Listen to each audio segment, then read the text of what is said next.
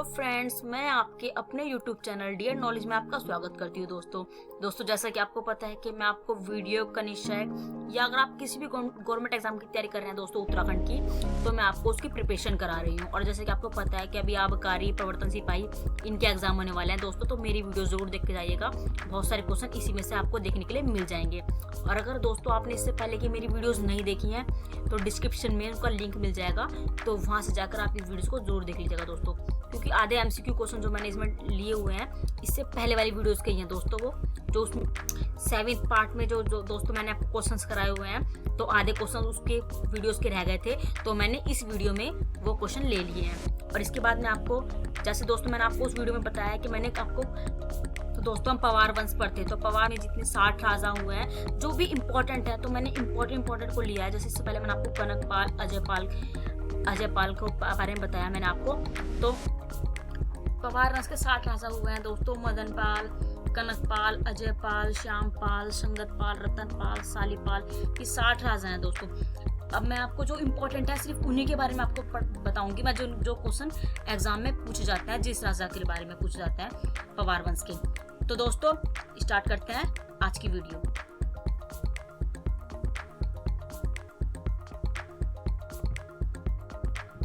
इससे पहले की वीडियोस में दोस्तों जो क्वेश्चंस रह गए थे, तो उन क्वेश्चन को बता रही हूं मैं। भंडारी युद्ध किसके मध्य हुआ था? किसके मध्य हुआ दोस्तों? फतेहपति शाह व गुरु गोविंद के मध्य। नेक्स्ट है, सबसे कम समय तक किस पवार वंश शासक ने शासन किया था? किसने किया था? दिलीप शाह ने। हमारा नेक्स्ट क्वेश्चन जाएगा, रामायण प्रदीप काव्य की रचना की थी? किसने की थी? मेघाकर शर्मा ने। हमारा नेक्स्ट क्वेश्चन हो जाएगा, पवार वंश। अब दोस्तों जैसे पवार वंश है, पवार वंश में हम पढ़ेंगे पृथ्वीपति शाह को। इनका कार्यकाल रहा है 1635 से 1664। इससे पहले दोस्तों मैंने आपको कनकपाल का कराया, अजयपाल का कराया है, तो पहले मैं आपको उसकी थ्योरी पढ़ाऊंगी, उसके बाद मैं आपसे इसके बारे में क्वेश्चन पूछूंगी वन लाइनर के, तो आप मुझे उसका आंसर दीजिएगा कि इसका आंसर क्या होगा। दोस्तों अगर आपने ये थ्योरी पढ़ी उसके बाद आप क्वेश्चन लेंगे तो आपको 2 बार वो चीज समझ में आएगी दोस्तों, और 2 बार पढ़ लोगे तो आपको दोबारा इस वीडियो को देखना नहीं पड़ेगा, आपको पहले बारी में समझ में आ जाएगा दोस्तों।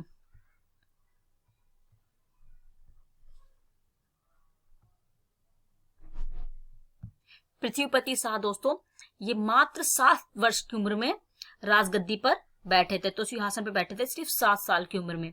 और उनके पिता का नाम क्या था? पृथ्वीपति शाह के पिता का नाम था महीपति शाह, और वह इनकी माता का नाम था दोस्तों कर्णावती। जो पृथ्वीपति शाह थे दोस्तों, उनको इनकी माता का संरक्षण प्राप्त था। एक मिनट में दोस्तों पृथ्वीपति शाह के बारे में आपको थोड़ा सा बता देना चाहती हूँ कि जो पृथ्वीपति शाह थे, तो इनका पुत्र था, उनके पुत्र का नाम था मेदिनी शाह। ये भी याद रखिएगा आप लोग, इसमें लिखा नहीं है वो, तो इसमें आप याद रखिएगा पृथ्वीपति शाह के पुत्र का नाम मेदिनी शाह था। और उनके पुत्र ने ही दोस्तों, मेदिनी शाह ने अपने ही पिता के विरुद्ध पृथ्वीपति शाह के विरुद्ध ही उन्होंने एक षड्यंत्र रचा था। नेक्स्ट हो जाएगा फतेहपति शाह। इनका कार्यकाल रहा है 1664 से 1710 ईस्वी तक।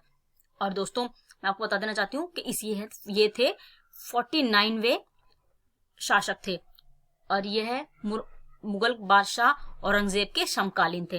हमारा नेक्स्ट क्वेश्चन हो जाएगा,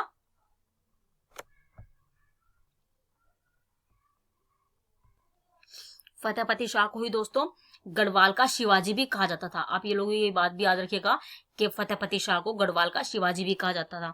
और एक चीज और याद रखिएगा दोस्तों, जो फतेहपति शाह है, ये शासक थे जो, ये सिर्फ 12 वर्ष की उम्र में राजगद्दी पर बैठे थे, और इनकी राजमाता कटोची देवी थी। और फतेहपति शासन को स्वर्णकाल भी कहा जाता है। जब इनके शासन था दोस्तों, तो उनके काल को स्वर्णकाल भी कहा जाता है।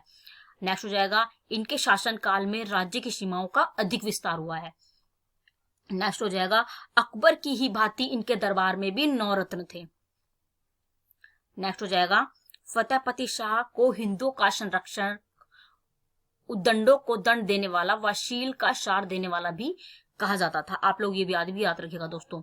नेक्स्ट हो जाएगा, फतेहपति शाह ने सिख गुरु राम राय को गुरुद्वारा बनाने के लिए देहरादून में खुदबुड़ा, राजपुर व चामाशारी गांव भी दिए। फतेहपति शाह के बारे में दोस्तों मैं आपको 2 बातें और बता देना चाहती हूँ। जो फतेहपति शाह द्वारा जो 2 युद्ध लड़े गए थे, उनका नाम भी पूछ लिया जाता है। तो एक युद्ध हो जाएगा भंडारी का युद्ध, और एक हो जाएगा सिरमौर का युद्ध। ये दोस्तों ये भी याद रखिएगा, क्योंकि बहुत इंपॉर्टेंट है। अगर आपसे युद्ध पूछ ले जाए तो आप बता दीजिएगा भंडारी का युद्ध और सिरमौर का युद्ध फतेहपति शाह के बीच लड़ा गया था, उनके द्वारा लड़ा गया था युद्ध। नेक्स्ट क्वेश्चन हो जाएगा,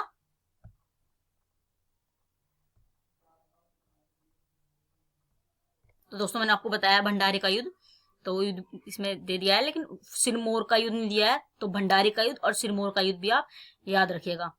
तो इस भंडारी का युद्ध लड़ा गया था फतेहपति शाह व सिख गुरु गोविंद के मध्य हुआ था। और अगर आपसे सिरमौर का युद्ध पूछ लिया जाए तो सिरमौर का युद्ध हुआ था दोस्तों सिरमौर शासक मेदिनी प्रकाश व फतेहपुर शासक के बीच हुआ था, फतेहपति शासन के युद्ध बीच हुआ था। ठीक है, ओके दोस्तों। हमारा नेक्स्ट क्वेश्चन जाएगा प्रदीप शाह। अब प्रदीप शाह के बारे में आपसे पूछा जाए तो प्रदीप शाह के बारे में आपसे अगर पूछा जाए दोस्तों तो आप बता दीजिएगा प्रदीप शाह दिलीप शाह का पुत्र था। प्रदीप शाह दोस्तों सिर्फ 5 साल की उम्र में सिंहासन पर बैठे थे, बहुत ही कम उम्र होती है ये, 5 साल की उम्र में ये सिंहासन पर बैठ गए थे। नेक्स्ट हो जाएगा प्रदीप शाह को महाराज धीराज की उपाधि मिली। ये भी याद रखिएगा दोस्तों आप, इंपॉर्टेंट क्वेश्चन है दोस्तों, एग्जाम पॉइंट ऑफ व्यू से। हमारा नेक्स्ट क्वेश्चन जाएगा दोस्तों जब तक सफलता नहीं मिलती हम चलते रहेंगे, और बस आप पढ़ाई में लग जाइए दोस्तों, किसी भी कीमत 2021 में एग्जाम निकालना है दोस्तों।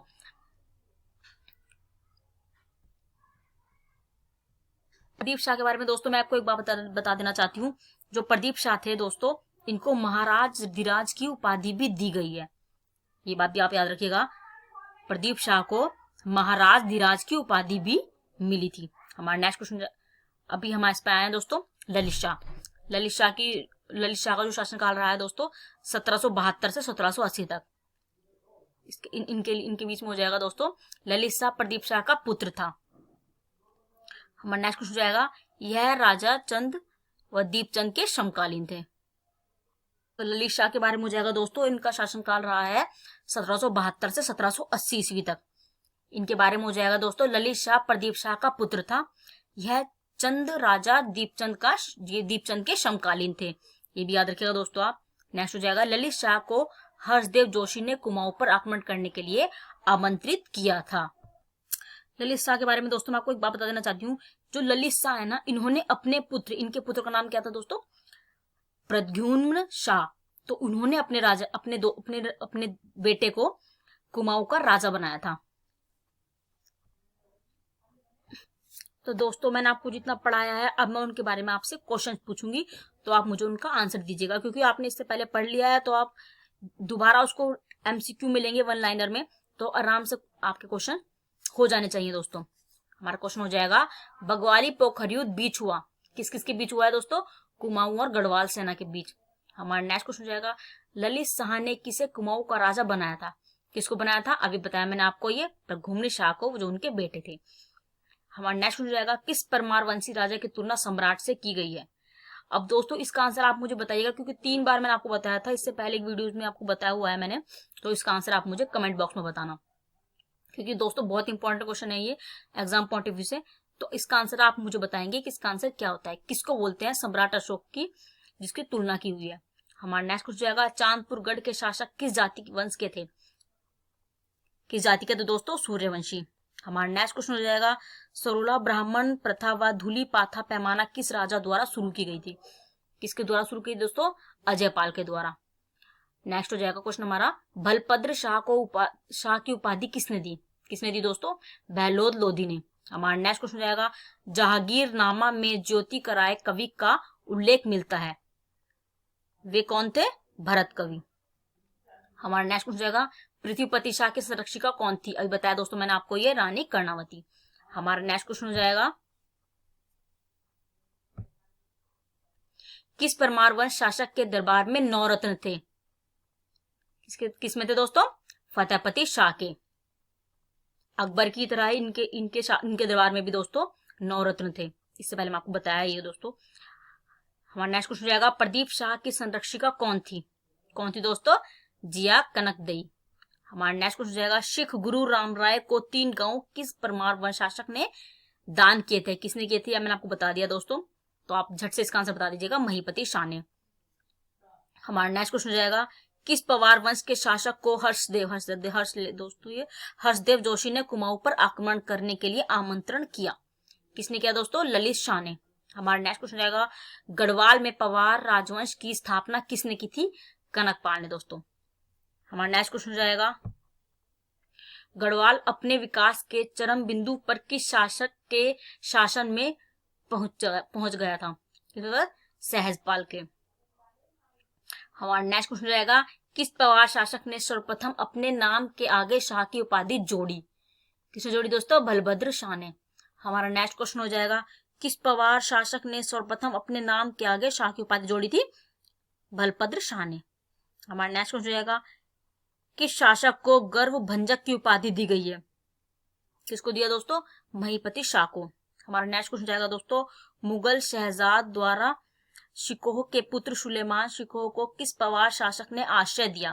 किसने दिया था? पृथ्वीपति शाह ने। हमारा नेक्स्ट क्वेश्चन जाएगा, गोरखों ने गढ़वाल पर सर्वप्रथम कब आक्रमण किया था? कब किया दोस्तों? 1791 ईस्वी में। हमारा नेक्स्ट क्वेश्चन हो जाएगा, टिहरी पर प्रथम राजा कौन थे? कौन थे? सुदर्शन शाह। हमारा नेक्स्ट क्वेश्चन जाएगा, टिहरी में अंग्रेजी शिक्षा की शुरुआत किसके शासन काल में हुई थी? किसके शासन काल में हुई दोस्तों? प्रताप शाह। हमारा नेक्स्ट क्वेश्चन जाएगा, भारत के स्वतंत्र होने के समय टिहरी का राजा कौन था? कौन था दोस्तों? मानवेंद्र शाह। हमारा नेक्स्ट क्वेश्चन जाएगा, कीर्ति शाह की संरक्षिका कौन थी? उनकी संरक्षिका गुलेरी रानी। हमारा लास्ट क्वेश्चन हो जाएगा, गढ़वाल का शासन बढ़ने पर प्रघुन शाह का विरोध किसने किया था? किसने किया दोस्तों? पराक्रम शाह ने। दोस्तों मैं आपको बता देना चाहती हूँ दोस्तों, अगर आपने इससे पहले की मेरी वीडियोस नहीं देखी हैं तो मैं आपको दोबारा बता रही हूँ दोस्तों, उन वीडियोस को जरूर देख लीजिएगा आप लोग, क्योंकि उनमें से बहुत ज्यादा क्वेश्चन, इंपॉर्टेंट क्वेश्चन है दोस्तों उनमें से, और बहुत सारे क्वेश्चन आपको एग्जाम में देखने के लिए मिल जाएंगे। दोस्तों मैं बहुत ही कम समय में आपको बहुत सारे क्वेश्चन कवर करा रही हूँ, तो दोस्तों बस लग जाइए पढ़ाई में। इस बार 2021 में किसी भी कीमत पर आपको एग्जाम निकालना है दोस्तों। तो दोस्तों मैं कल आपके लिए फिर से और वीडियोस लेकर आऊंगी, और बहुत सारे क्वेश्चंस में करवाऊंगी मैं आपको। तो तब तक के लिए जय हिंद, जय भारत।